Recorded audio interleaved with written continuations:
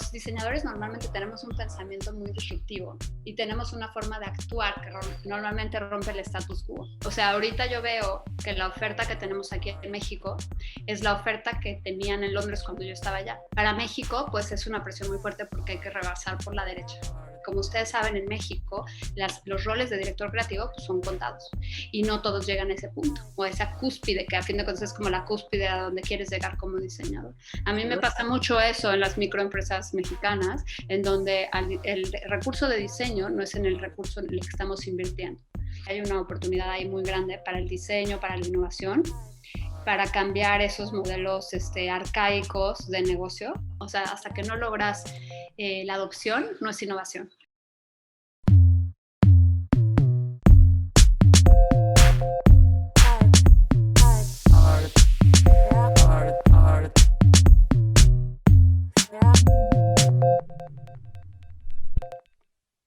María Saldarriaga es licenciada en Diseño Gráfico por la Universidad Iberoamericana.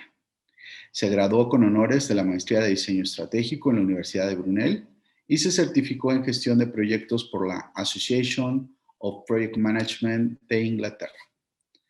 Al terminar su maestría en 2004, fundó Logros Creativos, con una visión de propiciar competitividad e innovación en los empresarios a través de seminarios y talleres en Design Thinking, diseño consciente de experiencias, diseño invisible, innovación, gestión de proyectos, diseño de servicios y más recientemente en creación del bienestar integral. Desde entonces ha liderado proyectos de branding, diseño de negocios e innovación de experiencias en pequeñas y grandes empresas con culturas organizacionales muy diversas. Su pasión por el yoga, la meditación y la naturopatía la llevó a la creación de Navaditi, una organización sostenible orientada al bienestar con un amplio portafolio de productos naturales y procesados ecológicamente. Colabora con agricultores y artesanos ecológicos en diversas comunidades rurales, propiciando un ingreso sostenible para ellos. Desde 2018 también es instructora de meditación y yoga. María, qué gusto saludarte primero que nada. Sé que andas muy involucrada en varios proyectos al mismo tiempo, los cuales te voy a preguntar, pero déjame empezar preguntándote quién es Marea, qué la hace diferente o especial, tanto personalmente como en el ámbito de la vida profesional vinculada al diseño y a la innovación. Hola Mario, mucho gusto en estar aquí contigo. Muchas gracias por la invitación. Con mucho gusto te cuento. Algo que me hace diferente definitivamente es mi nombre. No vas a conocer a otra persona que se llame Marea. Entonces, esto es algo que mi mamá me regaló, que mis padres me regalaron. Digo mi mamá porque ella lo escogió. Entonces, hago honor a mi nombre, porque a fin de cuentas la marea, si lo piensas, es constante, porque va, viene, pero siempre regresa. Entonces, eso es algo que me caracteriza. Soy muy versátil y he estado yendo y viniendo en el campo del diseño. Qué maravilla. Pero antes que nada soy diseñadora.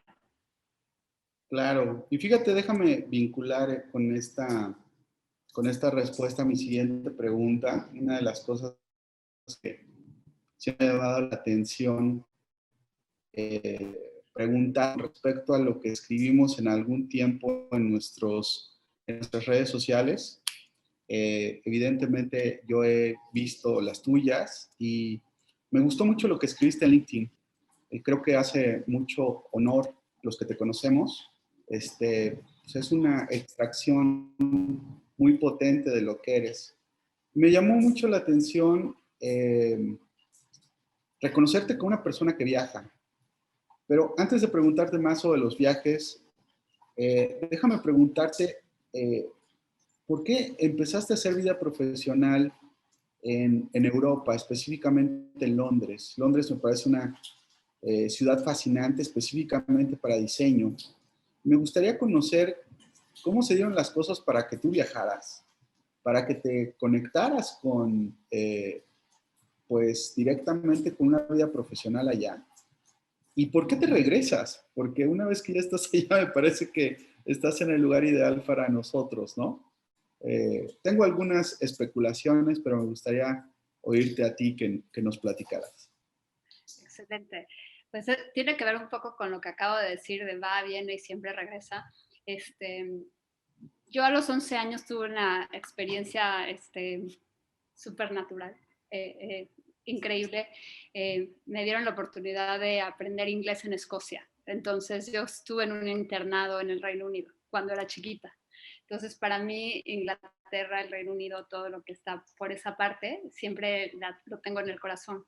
Y cuando estaba desarrollando mi carrera profesional en la Ciudad de México como diseñador gráfico, encontré justamente un hueco muy fuerte en lo que yo tenía como potencial como diseñador a lo que el mercado necesitaba. Y había eso que faltaba, que era una maestría.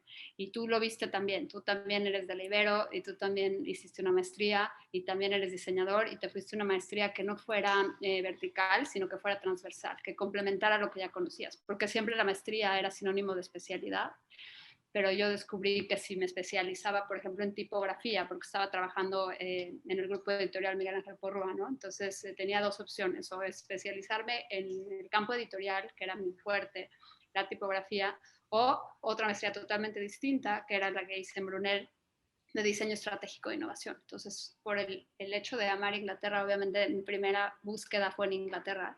Y yo tenía en la cabeza algo que era muy interesante, que era dos palabras, design y management. Y eso fue como llegué a Brunel, encontrando esas dos cosas que se unían. Y la primera maestría en design management la ofrecieron en la universidad donde la estudié, en Brunel. Entonces fue ahí que llegué a Brunel a estudiar ¿cómo le llaman ahora en Libero? Diseño estratégico. Claro. Oye, María, suena muy fácil, ¿no? O llegar a que nuestra mente y específicamente cuando estamos en carreras vinculadas a las humanidades, pues se pueda dar esta relación, pero en realidad yo no veo muchas personas teniendo ese tipo de razonamientos. Específicamente en aquel momento que se desglosó el design management y la innovación, pues, pues no pasaba lo que pasa en este momento. No sé si en realidad esté pasando en este momento, porque nuestra mente siempre está reflejando lo que nosotros queremos ver, ¿no? Uh-huh. Pero yo me he dado cuenta que al menos en las redes sociales que hoy nos vinculan más rápidamente, que hay muchas personas entusiasmadas por innovación y parece que la innovación o la palabra innovación tiene este halo que parece que bendice todo y es muy complejo. La pregunta concreta es, en aquel momento, ¿tú qué veías? ¿Estabas vislumbrando algo? ¿Estabas olfateando, anticipándote a algo o simplemente fue un dejarte llevar? Estaba pensando, digamos que estaba frustrada. Entonces dicen que de la frustración surge la innovación. Entonces yo soy una persona muy sociable y a mí me interesa mucho el contacto con las personas. Y como diseñador yo estaba tras bambalinas. No tenía chance de involucrarme con los clientes. Los diseñadores normalmente tenemos un pensamiento muy disruptivo y tenemos una forma de actuar que normalmente rompe el status quo. Y esa es una de las grandes razones por las cuales los diseñadores normalmente no han logrado llegar a ser líderes en las empresas. Ahora es un boom el leadership by design y ahora es wow tener a una personalidad, un diseñador como líder en un departamento. Pero en ese entonces estaba lejísimos de suceder. Entonces yo lo que necesitaba era, por un lado, crecer, ¿no? O sea, evolucionar. Y tenía que planear esa evolución de una forma atractiva y ad hoc a mis capacidades. Entonces yo veía, por ejemplo, a mi pareja que estaba haciendo un MBA, ¿no? Entonces para él era muy natural, ¿no? A lo mejor pasar de una carrera de comercio en el TEC a un MBA, muy natural. Pero para mí, cuando yo veía lo que implicaba entrar a un MBA desde el GMAT, yo te admiro muchísimo porque lo lograste. O sea, yo como creativo me siento totalmente incapaz de hacerlo. Y no solamente incapaz, no me atrae. Empecé a estudiarlo, empecé a prepararme, pero no me atrae porque no va, o sea, digamos que no va con mis soft skills, ¿no? Las habilidades que tenemos los diseñadores son mucho más blandas que hardcore, ¿no? Entonces fue ahí donde yo encontré esa oportunidad de ver quién está haciendo MBAs para diseñadores. Y así fue donde lo vi. Y otra cosa que sucede en el campo profesional es que los diseñadores, de hecho hay un libro de Brenda Laurel que se llama Design Research, dicen, tienen un tope en su desarrollo. Llegas a tener 10 años ejerciendo diseño y cambias. ¿Por qué? Porque la carrera no tiene esa proyección hacia más, o por lo menos no la tenía.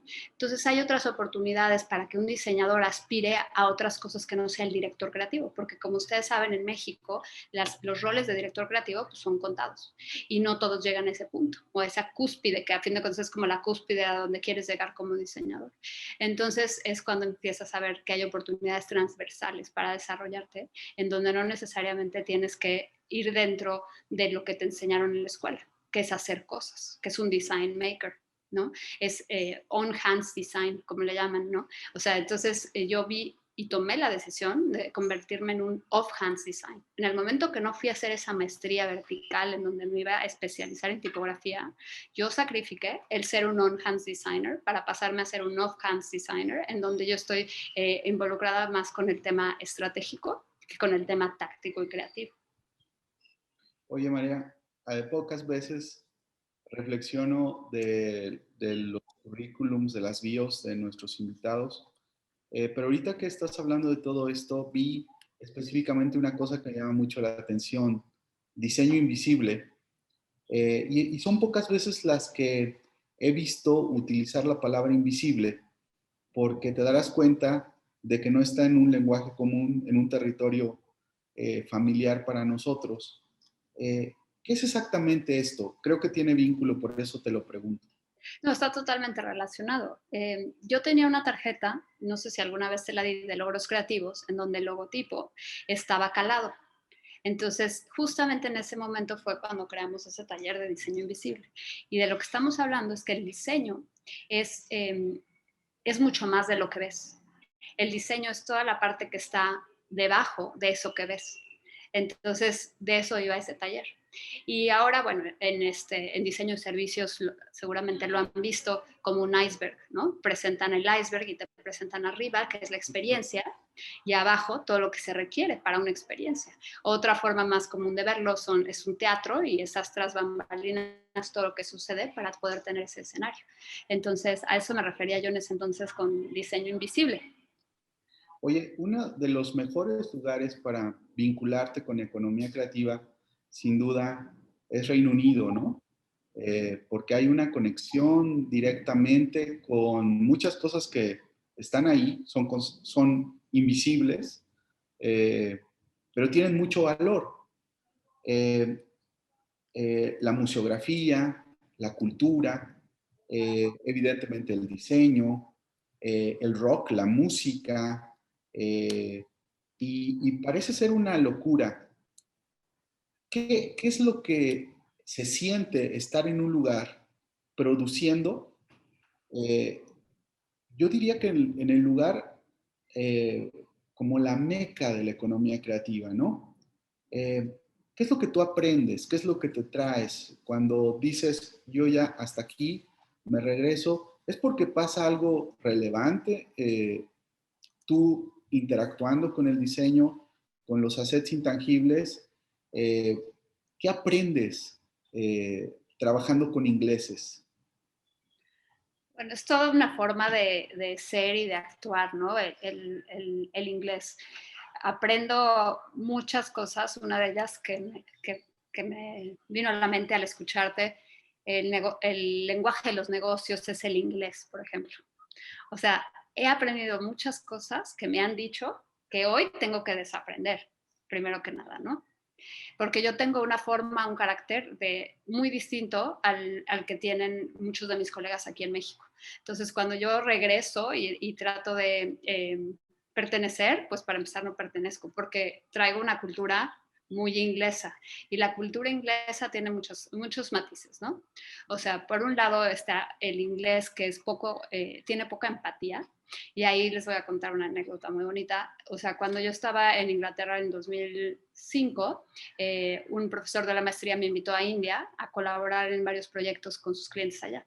Y yo era como el intérprete, sin hablar obviamente todas las, ¿cómo se llama? Los dialectos que hablaban nuestros clientes, no por eso fui el intérprete, era un intérprete cultural, porque el inglés, o sea, es muy cuadrado, ¿no? Y es muy grueso a veces y muy poco empático, tiene muy poca empatía. Entonces, ahí, por ejemplo, había cosas que chocaban mucho con sus clientes. O sea, por ejemplo, él va a dar un taller y ve que todos van a dejar los zapatos afuera y él dice, se empieza a poner nervioso y dice, qué horror, ¿por qué dejan los zapatos afuera? Y yo más bien es, tú tienes que quitarte los zapatos. Y es así como, yo era esa vocecita que le iba diciendo como este tipo de cosas que tenía que hacer, ¿no? O sea, la empatía del diseñador, pero también la calidez del mexicano, ¿no? Una de las cosas que tienen a veces los ingleses es que pues no han viajado tanto o se sienten en el centro del mundo, ¿no?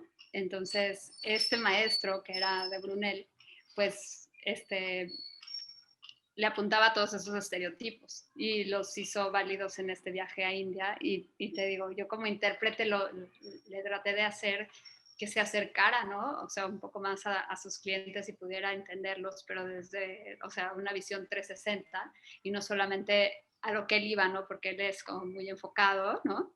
Laser focused, o sea, también, ¿qué otra cosa aprendí? Aprendí muchas expresiones, ¿no? Laser focused, ¿no? O sea, es un enfoque láser, no te muevas de ahí, single track minded, ¿no? O sea, y literal vas sobre ese track y no te muevas de ahí porque te regresas otra vez al track, ¿no? Y él es así, y entonces toda la vista periférica la pierde porque va así, ¿no? Va así como esos perros greyhound de carreras, que es otra cosa inglesa también, ¿no?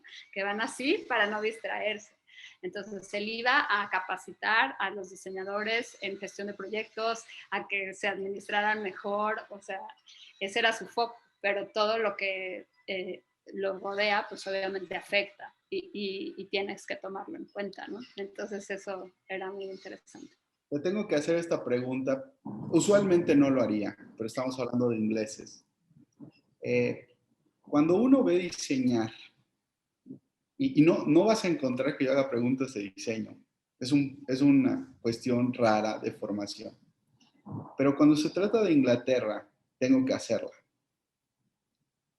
Cuando ves a los ingleses diseñar, supongo yo, que ves una cosa tan poderosa, y también sigo suponiendo, que no te hace alejarte de tu profesión porque simplemente no es alcanzable. Supongo que tú vas a tener otra óptica, pero me gustaría que me compartieras qué es lo que sentías. Si en alguna ocasión viste o estuviste vinculado con un proyecto de branding que estuviera haciendo algún inglés, pues supongo que es como un músico mexicano vinculándose con el músico inglés, ¿no?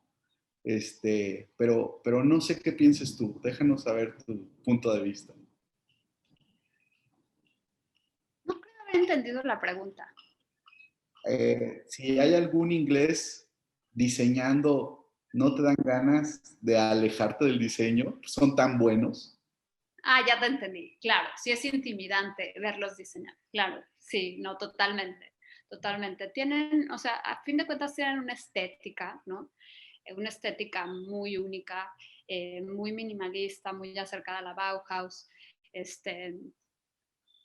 Pero también tienen un enfoque en branding muy fuerte y creo que eso fue en lo que yo quise enfocarme, ¿no? Yo me quise enfocar en eso porque es donde creo que hay, o sea, más campo de acción, porque, o sea, ser buen diseñador, la verdad es que sí hay muy buenos diseñadores en México y a lo mejor más que en Inglaterra, o por lo menos los que yo he conocido, o sea, hay talento en todas partes definitivamente, pero la parte estratégica del diseño es así, creo que es única y tiene mucho que ver con lo metódicos que son. Entonces han generado muchísimas metodologías, ¿no?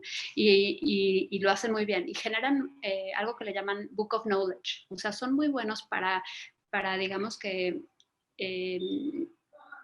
compilar toda la información que se va generando, todo ese conocimiento que se va generando, y eso es ancestral, o sea, tienen siglos de ser así, ¿no? Entonces, y justamente esa es una de las cosas que nos diferencia de otras profesiones, o por lo menos yo lo creo, ¿no? O sea, un abogado, por ejemplo, tiene un book of knowledge muy robusto, un médico igual. ¿Por qué? Porque llevan años de existir como profesión, entonces en la mente de las personas, cuando dices es que soy abogado, más o menos tienes una idea de lo que es ser abogado y no le tienes que preguntar al abogado de qué, ¿no?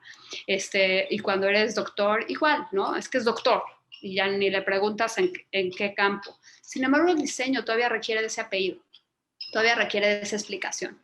Entonces los ingleses, o sobre todo estas maestrías, se han enfocado en robustecer la profesión de diseño y te dicen que lo más importante son los libros. O sea, lo más importante son los autores, lo más importante son las referencias, ¿no?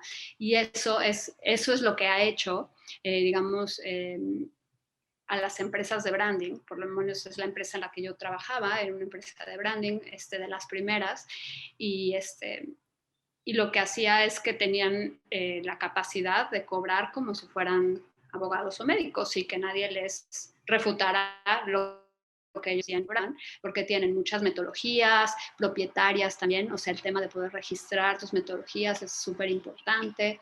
Entonces, sí, y dentro de la agencia, por ejemplo, siempre había como, sí, un director de estrategia y sí, un director, de nuevos negocios o de marketing, pero la mayoría eran diseñadores.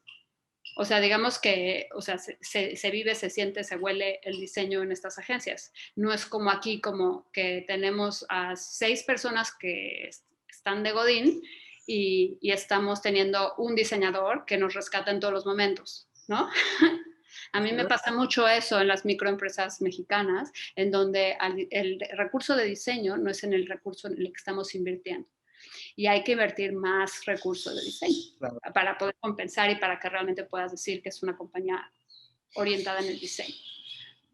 Hace mucho sentido ahora que explicas esto del diseño en Reino Unido, porque tú y yo nos conocimos cuando vinculados por un buen amigo, pero una de las cosas que me llamó poderosamente la atención fueron todavía recuerdo un compilado que tenías de un curso de proyectos.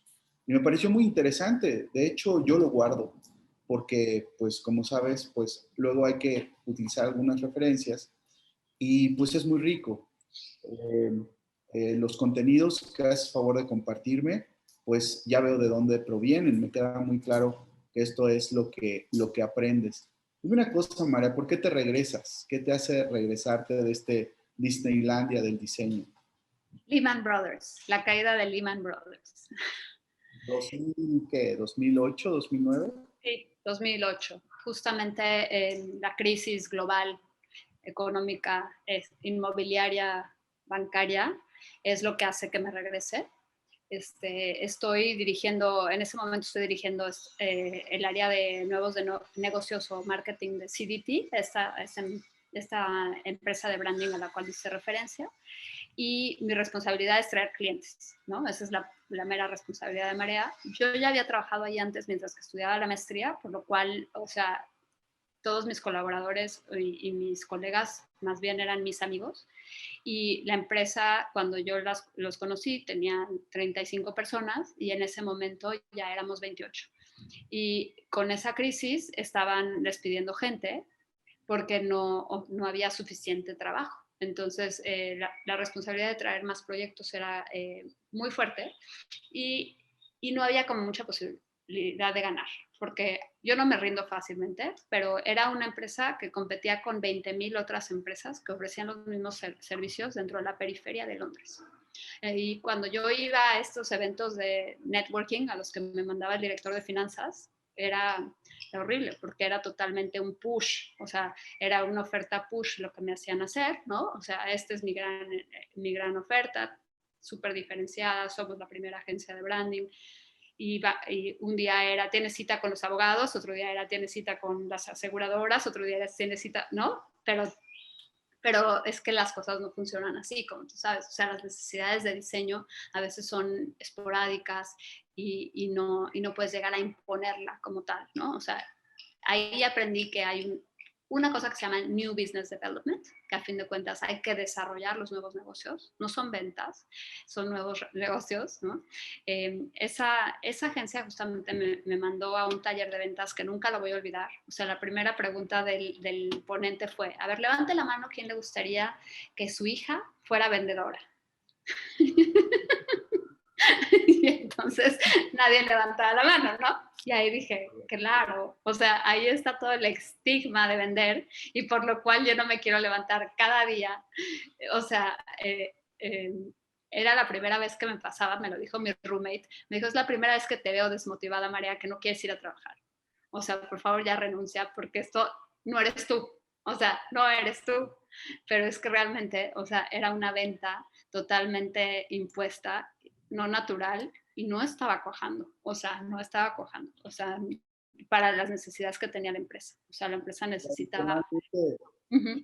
los nubarrones que estaban a punto de acontecer, no solamente en pues, los países que tienen vínculos importantes con los sectores económicos, sino en todo el mundo, ¿no? Exacto. Entonces, interesante, pero de regreso a México, parece que te caes hacia arriba porque vienen algunas ofertas, viene un vínculo con la universidad para estar llevando algún proceso, que entiendo muy bien por qué te están echando el ojo con todo lo aprendido. ¿Qué es lo que sucede primero? ¿Sucede primero el vínculo con estas ofertas de las nacientes empresas que están empezando a olfatear innovación o empieza a llamarte la atención la academia? ¿Cómo es en el tiempo? Sí, fue primero la academia. Yo, o sea, estando en Brunel y haciendo mi maestría, me di cuenta que me gustaba mucho la investigación, me gustaba mucho escribir. Obtuve un premio de la mejor tesis del año, éramos 70 estudiantes y me lo otorgaron a mí. Entonces, encontré ahí un campo de acción justo en el libro este de Design Research, o sea, Design Research es un camino, y me interesaba mucho eso, y ya estaba publicando algunos artículos, y la Ibero estaba buscando cuajar la maestría, el concepto de maestría que tenía, porque ellos vieron el folleto de Brunel, ¿no? Lo vieron en el consejo, les llegó al consejo de diseño y se inspiraron en él para crear una maestría, pero les faltaba muchísimo rediseño. Tenía que ser rediseñado y tenían que ser guiados. Entonces estaban buscando esa guía. Entonces abrieron la convocatoria para esa aplicación de dirigir la maestría de diseño estratégico e innovación en México. Entonces, yo ya estaba en México, yo me regresé, o sea, yo siempre salto sin red, yo me regresé sin saber qué iba a hacer, no me regresé con una propuesta concreta, pero sabía que en México, teniendo contactos, iba a poder tener mi consultoría y seguir con los seminarios. Entonces yo empecé con los seminarios, con logros creativos, eso fue lo que empecé. En los seminarios siempre invito pues a gente del campo y fue donde te conocí a ti, te invité a los seminarios, Administrarte fue patrocinador de esos seminarios, esos primeros, ¿no? Claro. Y la Ibero también, o sea, Administrarte siempre estaba al lado de la Ibero en cuanto a patrocinios. Entonces ahí yo ya me he vinculado con Jorge Mesa, con Maru Rojas, con todos de la maestría. Que estaban responsables de la maestría y me invitaron, como invitaron a todos los demás diseñadores del campo a aplicar a esta vacante y bueno, y fue que quedé como finalista y me ofrecieron el trabajo y entré. Y entré a la universidad muy joven, o sea, así lo digo, muy joven, me quedó muy grande el saco porque no había tenido muchos años de practicar la maestría que había hecho. Tenía un par de años de haber egresado de la maestría y un par de experiencias profesionales, pero ya para ir a dar una cátedra, una clase de 4 horas de maestría a ejecutivos de Procter, que son las personas a las que yo había reclutado, ¿no? Ejecutivos de las grandes empresas que tienen toda la expectativa, ¿no? y a lo mejor mucha más experiencia, o como le contaba a mi mamá, es que Santa Claus está en mi clase, y era, o sea, Ricardo Jarte, quien fue mi profesor, que ahorita ya es jubilado, ¿no? Entonces, para mí fue, o sea, sí fue muy, muy difícil el reto de administrar una maestría, porque tienes toda la responsabilidad de coordinación, más la parte académica de preparar tus clases, que no son clases de un ratito, es 4 horas. Sí, no, no es un reto fácil, pero también alguien tiene que dar el primer paso y eso siempre es valiente, también es muy arriesgado, como lo dices tú, pero sin duda lo que se sembró, yo creo que hoy en día se pueden estar viendo algunos frutos. Después te empezó a llamar la atención vincularte haciendo consultorías y vino algún proyecto con el que te vinculaste o también Sí. los hunters te jalaron. ¿A dónde fuiste después de ahí? Pues justamente ahí una mezcla. A mí me estaban poniendo mucha presión en Libero porque hiciera también la coordinación de proyectos vinculados. Ahora tienen a un líder de proyectos vinculados, pero en ese momento la directora de la maestría también que tenía que dirigir los proyectos vinculados. Entonces la empecé a vincular ahí con la industria y sobre todo con PepsiCo. Y entonces hice un proyecto vinculado con mis alumnos en el grupo de Marcela, ¿no? Hicimos ese proyecto y a partir de ahí, Max Quintana. de March Quintana, ¿no? Y Uh-huh. esa generación, pues ahorita ya está por los cielos, o sea, parece que han pasado pocos años, pero ya pasaron 10 años de eso. Eso es lo que te digo, que al final Sí. hay coincidencias interesantes que uno no ve cómo tienen impacto, pero alcanzan teniendo impacto en la gente, ¿no? Claro, totalmente. O sea, digamos que en ese momento se está como forjando, se le está dando forma a lo que es una disciplina de diseño estratégico e innovación en México, la primera maestría en Latinoamérica, porque antes de Colombia y Guatemala se dio aquí, ¿no? Y ahorita ya pasaron 10 años y ya están, digamos, las empresas de esos alumnos, de esas primeras generaciones, ¿no? O los mismos ejecutivos, ¿no? De empresas que están ahorita ya en puestos directivos, pues salieron de ahí, por ejemplo. Y yo como pasé a Incitum de ahí, pues justamente Luis Arnal, yo lo recluté como maestro de la maestría y entonces compartíamos, digamos, este pasillo, o sea, él estaba dando una clase, yo estaba dando la otra, de esas clases de locura de 6 a 10 de la noche, y en el Inter, en el café, me platica que está saturado, que hay demasiado trabajo en Incitum, que hay poca gente, que hay poco talento con estas capacidades que él requiere para los proyectos que le están pidiendo, transnacionales y sobre todo regionales, ¿no? Muy hacia el sur de América. Y le dije, hablemos, porque a mí me interesaba muchísimo tener la práctica tal cual. Entonces fue por eso que escuché su oferta y pues desgraciadamente el Ibero no permitía como el medio tiempo, necesitaban a alguien de tiempo completo, necesitaban esto a todo o nada y tuve que moverme hacia el in situ y fue ahí donde empecé a trabajar en los proyectos con Luis Hernán y con Roberto Holguín. El campo profesional siempre es necesario, supongo, laboratoriar cosas. Total. Dime una cosa, te lo tengo que preguntar. Eh, Desde tu punto de vista, reconociendo que México es una cosa, Inglaterra es otra, Reino Unido es otra cosa, ¿cómo ves en tu encuentro con la vida profesional lo que estamos haciendo en México? No, no específicamente in situ, ¿no? Que seguramente es o fue un buen negocio porque ya después nos enteramos que empiezan estas fusiones y adquisiciones y evidentemente, supongo yo, cualquier persona inversionista quiere tener en su portafolio de inversión una empresa de diseño, al menos de diseño estratégico. Pero con tu conocimiento y evidentemente con tu expertise en el campo, a partir de lo que se logra dar, supongo que por ahí de 2010, 2012, 2014, ¿cómo ves ese diseño estratégico naciente en México comparado a lo que tú ya veías en Londres? Yo ahora veo, o sea, en general estamos como 25 años atrás de todos. Entonces, we're catching up. O sea, ahorita yo veo que la oferta que tenemos aquí en México es la oferta que tenían en Londres cuando yo estaba allá. Entonces, para mí, pues es una ventaja, definitivamente, porque yo ya vi hacia dónde va, ¿no? O sea, ya tuve como esa visión. Para México, pues es una presión muy fuerte porque hay que rebasar por la derecha, porque la competencia ahora pues es global y tú puedes contratar a quien quieras desde donde quieras hoy en día, ¿no? Entonces, definitivamente, o sea, estamos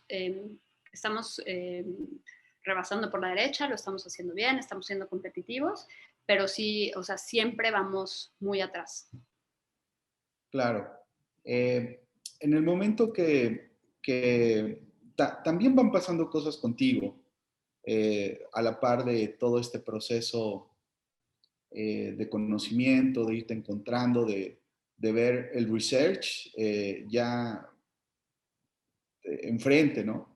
Y de saber que a veces no son nuestras especulaciones correctas, lo cual un diseñador estratégico lo sabe. Paralelamente también empieza, supongo, y si no tú coméntamelo, empieza a pasar algo contigo. Yo siempre te recuerdo que una persona que te cuidas mucho, una persona que evidentemente pues está haciendo ejercicio todos los días, a veces te echas unos tacos, supongo, a veces no, una cervecita, teniendo el vínculo con Reino Unido, pero empieza a llamarte mucho la atención también los escenarios de salud. ¿Por qué no nos dices cómo empieza Marea también a sumergirse en la preocupación de tener un alimento mucho más importante, ser más consciente de tus hábitos, pero también esto supongo en un segundo nivel empieza a pegar en un alimento espiritual, porque cuando leímos tu bio también estás ahorita abordando temas de meditación, de yoga, evidentemente, pero a mí me llama poderosamente la atención ver cómo en aquel momento ya está empezando a pasar eso. ¿Empieza a pasar eso o ya tiene un fondo de muchos más años el tema de tu área en este tema healthy? Digamos que la pasión por el yoga y la meditación siempre ha estado ahí. Siempre digo desde la universidad, o sea, desde el Ibero, desde estudiar diseño y ser totalmente enfocada. Yo soy como muy enfocada en lo que estoy haciendo y soy muy perfeccionista. Entonces llega a veces a convertirse en obsesión, ¿no? Y es muy estresante, ¿no? O sea, es muy estresante al nivel al que yo llevo los proyectos. O sea, desde cuando eran entregas en la universidad hasta hoy en día con mis clientes. Entonces siempre he necesitado ese balance y ahora veo que la gente lo necesita cada vez más. Entonces es reciente que lo veo como una oportunidad de negocio para el beneficio del público en general y es que lo convierto en un negocio. Pero para mí la pasión del yoga empezó justamente en la universidad en 2001 y tengo todos esos años de practicarlo. Y es justamente también, o sea, otra característica de Marea es que sí soy bastante, digamos, me cuesta mucho trabajo enfocarme en una cosa porque tengo ese pensamiento que va de aquí a allá a acullá y entonces no soy tan enfocada y entonces para poderme enfocar la meditación me ayuda muchísimo. Entonces la meditación es lo único que me trae al momento presente, ¿no? Y el yoga también. Entonces eso es por lo cual lo he practicado y lo practico siempre que tengo tiempo, porque claro, como todos, y eso es recientemente hice un modelo en donde muestro que para que la persona esté en balance necesitan muchas cosas, tienen que estar en su lugar muchas cosas, ¿no? Son muchos elementos, porque la sociedad te dice, o lo ves en spots, mantente sano, mantente, ¿cómo se llama? Come bien, haz ejercicio y ten un cuerpo increíble.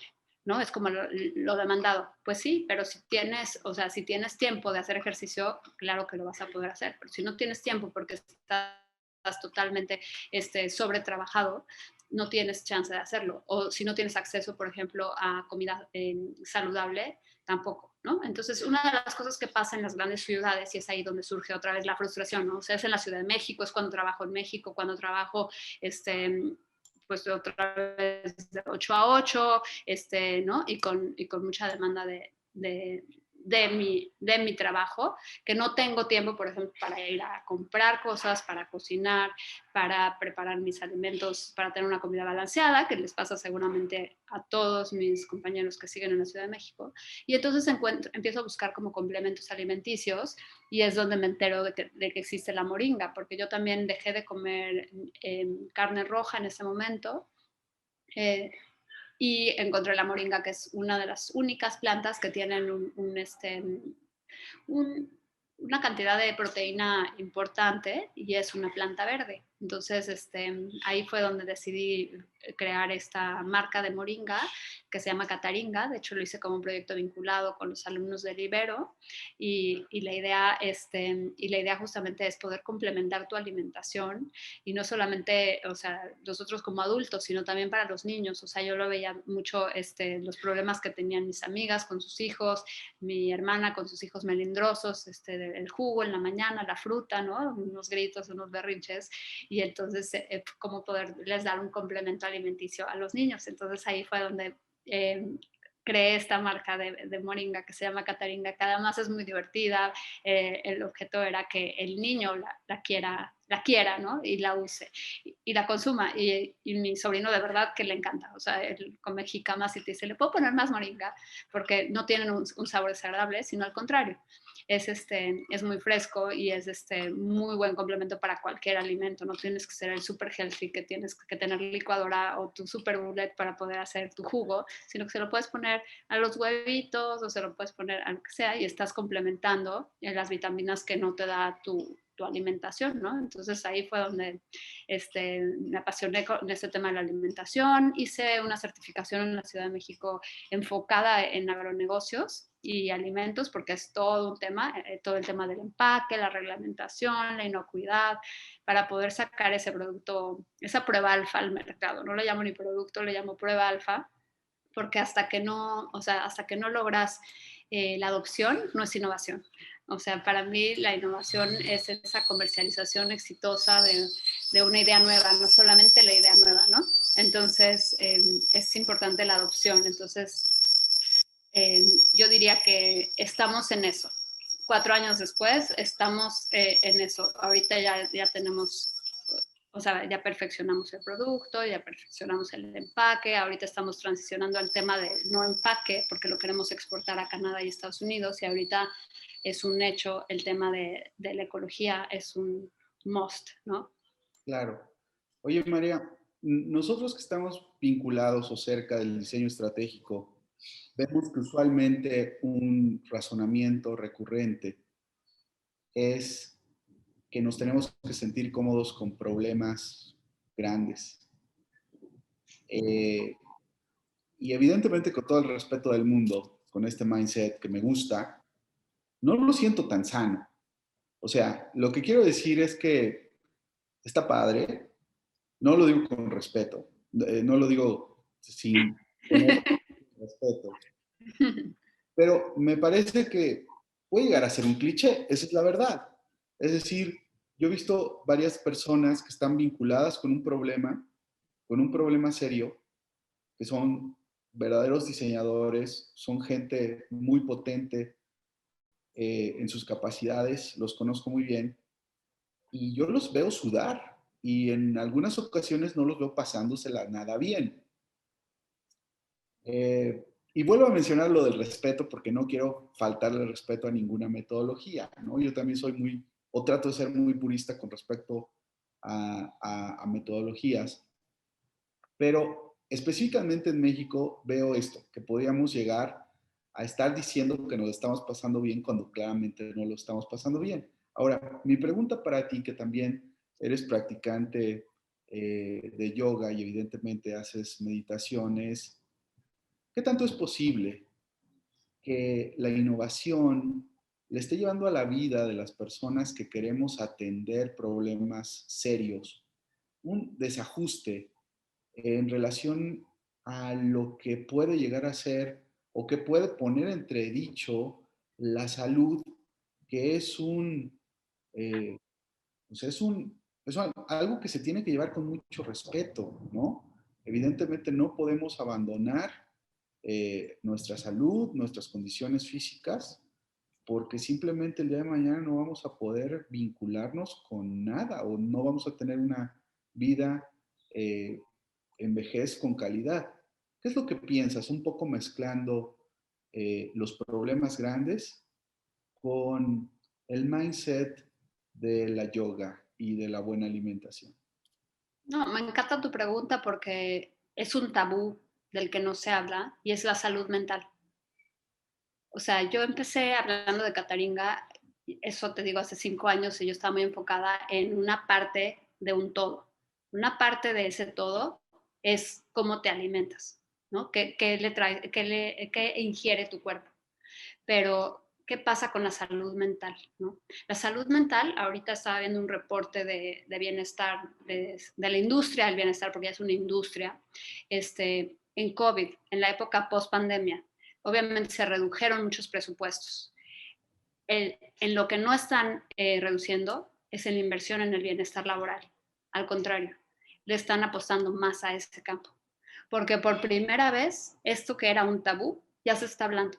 Ya lo estás preguntando tú, ya lo estamos sintiendo todos. Eso que tú dices, el poner la cara de póker, ¿no? Pretender que estás bien, pero no estás bien, es muy común en esta industria, muy común no hablar de tus problemas, ¿no? Dentro de, o sea, en tu campo laboral, como que se quedan en tu campo laboral, pero no los exteriorizas. Y no estoy diciendo que los saques a la luz,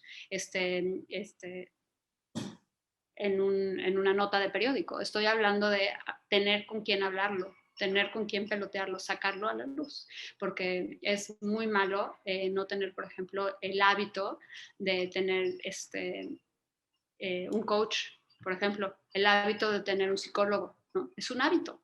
En otros países es un hábito y en las empresas se da muchísimo. Lo que pasa es que aquí es otro de los costos que a lo mejor hemos recortado, pero es súper importante, sobre todo en las empresas de tus clientes y las mías, que hasta donde yo sé son pequeñas y medianas, ¿no? O sea, y esas empresas a lo mejor pues no tienen el departamento de recursos humanos y mucho menos tienen un psicólogo para, ¿no? Entonces yo creo que esa no es la solución. Sin embargo, sí es un problema del que tenemos que hablar. O sea, yo estoy pensando en generar una plataforma que pueda ser list, o sea, que se pueda rentar y que se pueda compartir el precio, porque realmente lo que invierten las empresas hoy en día en bienestar se prorratea porque va desde la membresía del gimnasio hasta la cita con el psicólogo y entonces son cosas totalmente diferentes, ¿no? Pero más o menos son como $13 por persona. Entonces, digamos que el presupuesto tampoco es gigante. Entonces, se tienen que unir fuerzas para poder compartir digamos, ese presupuesto y puedan entonces tener una solución digna. Todo tipo de empresas, no importa si es chica, mediana o grande, que puedan tener acceso a un programa de bienestar que complemente su oferta como, o sea, de retención, ¿no? O sea, porque están hablando muchísimo del tema de igualdad social, ¿no? Y están hablando, todas lo están utilizando como una estrategia de marketing, pero se queda nada más en la comunicación, o sea, estamos ok con los transvestis, estamos ok con las personas de color, estamos ok y entonces somos muy inclusivos. Y lo están diciendo desde Pepsi hasta la agencia de diseño más chiquita, ¿no? Pero nadie está hablando cuáles son sus prácticas de bienestar, como por ejemplo ahorita en la pandemia, ¿no? O sea, cuántas horas están trabajando realmente tus colaboradores. Es correcto. Eh, María, eh, evidentemente hemos pasado un tiempo platicando y ya se nos fueron cerca de 50 minutos, lo cual es una maravilla porque se va como agua en una buena charla. No hay un minuto de por medio ni cerveza. Pero déjame preguntarte, eh, ¿hacia dónde ves que, que estamos apuntando las personas que estamos vinculados con el diseño, con la innovación, en los próximos 5 o 10 años? ¿Qué es lo que en tu mapa, en tu interés está para hacer check? Evidentemente me estás hablando de los temas de salud, de los temas de bienestar, lo cual coincido. Eh, en otros temas, ¿qué es lo que te tiene interesada en el campo profesional, específicamente innovación y diseño? Ahorita estoy apasionada con el tema de las finanzas y creo que es un tema también, es otro de los tabús de cierta manera en México, ¿no? La gestión de tu dinero, la gestión de tus finanzas. Y creo que hay una oportunidad ahí muy grande para el diseño, para la innovación, para cambiar esos modelos arcaicos de negocio que son, que tienen particularmente las empresas de este sector.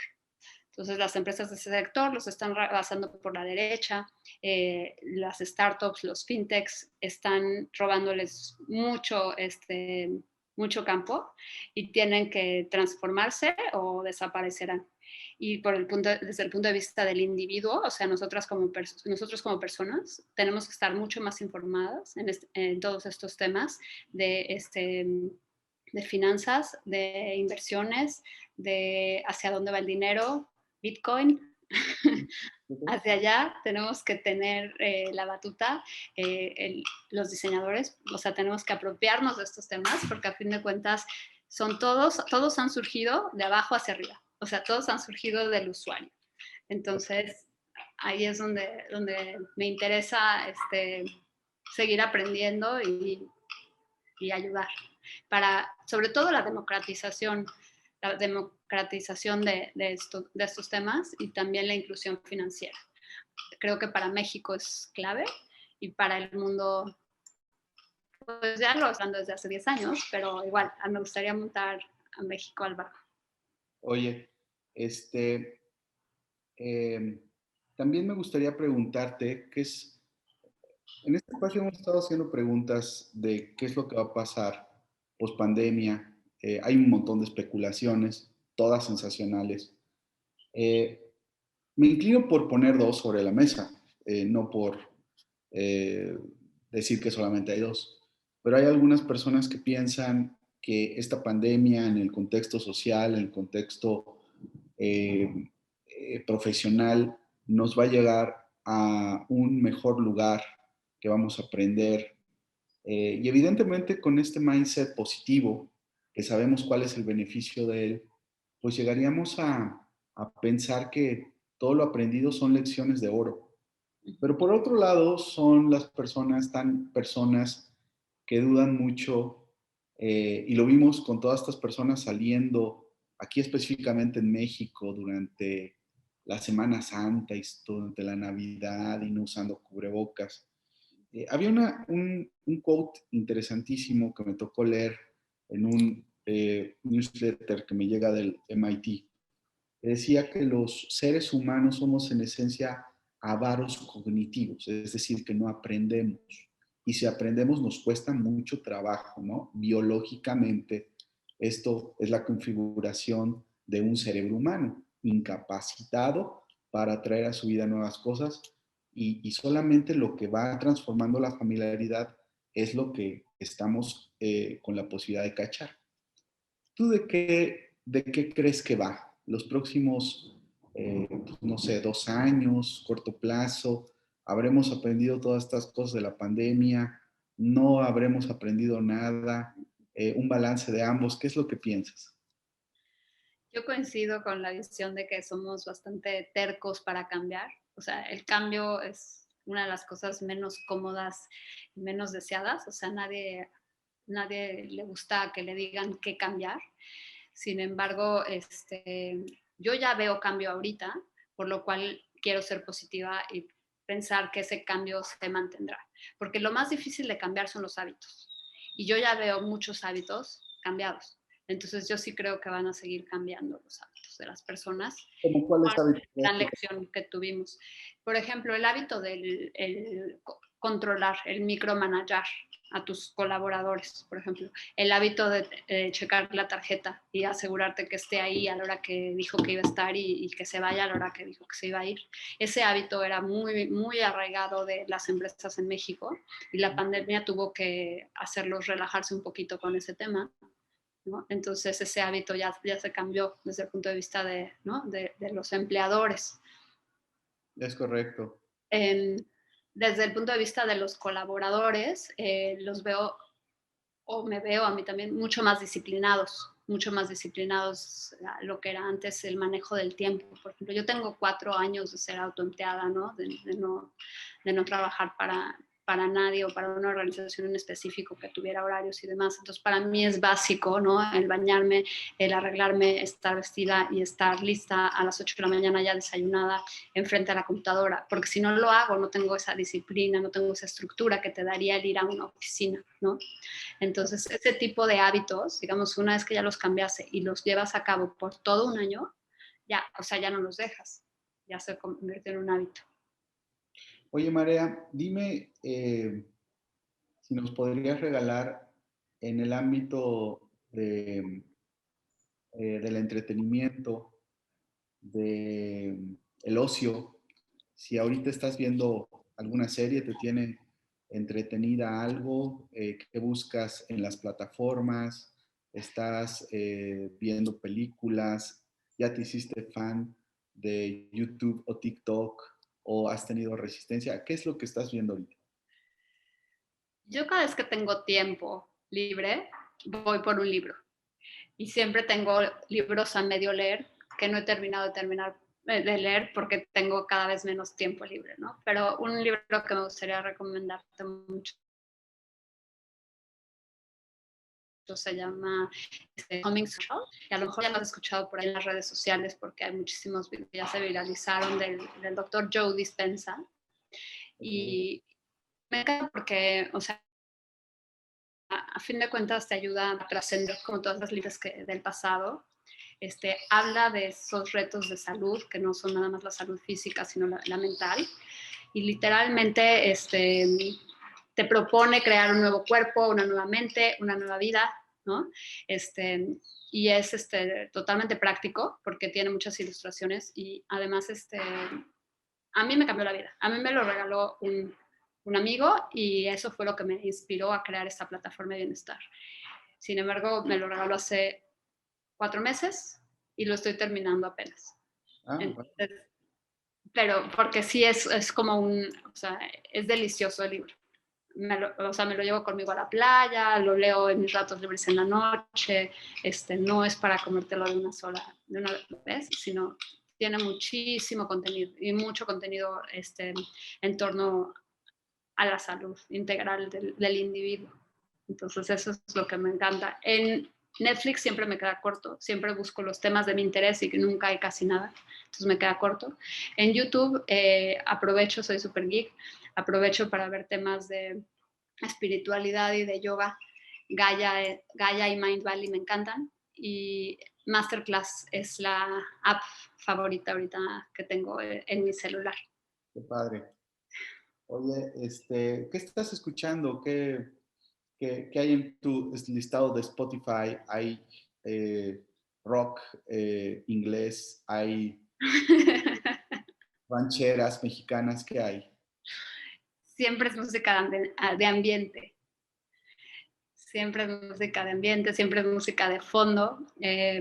Me cuesta mucho trabajo la letra, porque siento que la letra te predispone y te precondiciona, y toda mi adolescencia estuve precondicionada y predispuesta a actuar gracias a todas las canciones que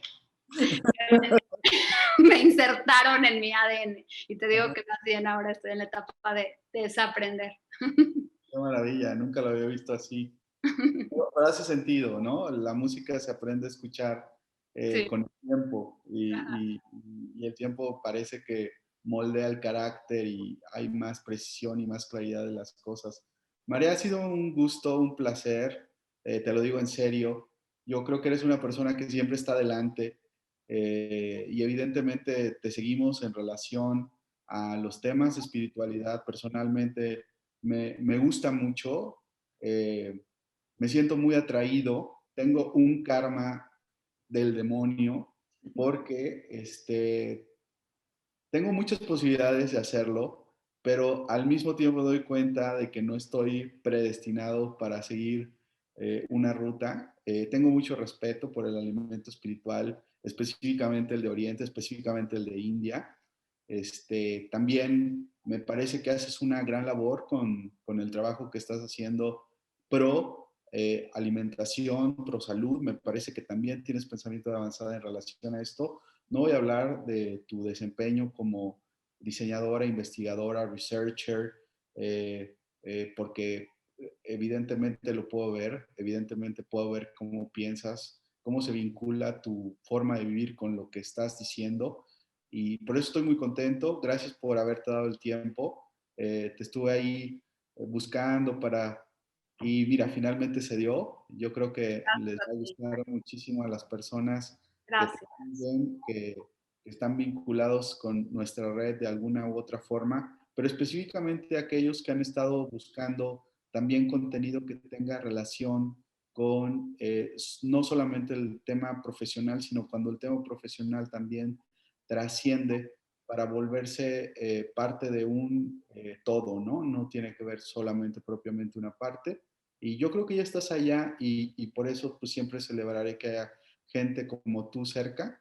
Y te mando un abrazo y espero que no sea la última vez. Un abrazo. Nos Abrazo. vemos pronto. Gracias. Gracias, María.